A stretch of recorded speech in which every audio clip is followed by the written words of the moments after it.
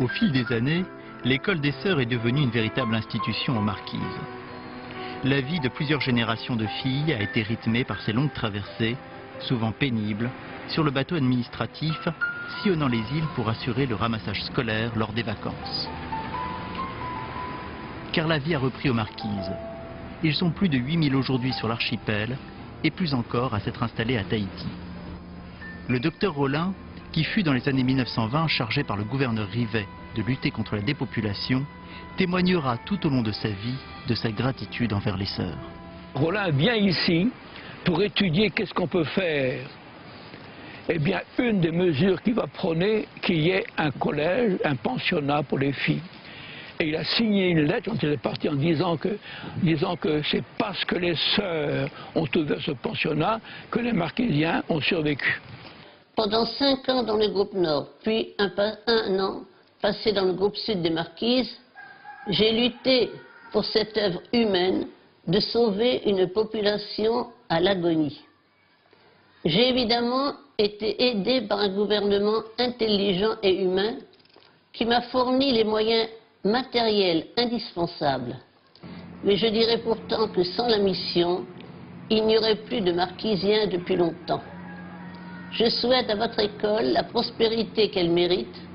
Vous accomplissez une belle œuvre de sauvetage. Même si aujourd'hui les pensionnaires rentrent chez elles aux petites vacances, elles sont toujours appelées les filles des sœurs. Elles s'inscrivent dans une histoire tissée entre les Marquisiennes et les sœurs de Saint-Joseph de Cluny.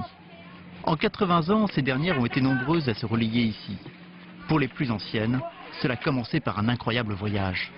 Départ de Marseille le 1er décembre 1946 à bord du Sagittaire, un arrêt à Alger, puis l'océan Atlantique, passage dans la mer des Antilles, le canal de Panama et arrivée à Tahiti le 13 janvier 1947, après 42 jours de bateau.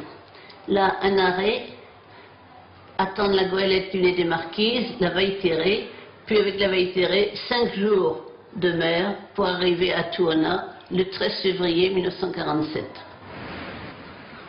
Sœur Rose est la doyenne sur place.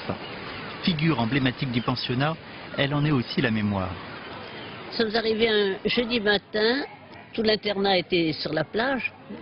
Alors j'ai l'impression que j'ai eu, les rochers noirs m'ont pas tellement impressionné, mais je trouvais très joli que tous les enfants qui étaient en robe claire, sur les rochers et qui faisaient des signes de bienvenue, j'ai trouvé ça accueillant, très accueillant. Et c'est certainement le premier souvenir que j'ai eu des Marquises. Parce qu'après, il a fallu descendre dans la baleinière. Je ne connaissais rien du tout, alors j'obéissais. Et puis un grand marquisien, assez costaud certainement, il m'a pris comme une poupée. Il m'a pris dans les bras comme une poupée, il m'a déposé sur le sable sec et ça y est. J'étais aux Marquises.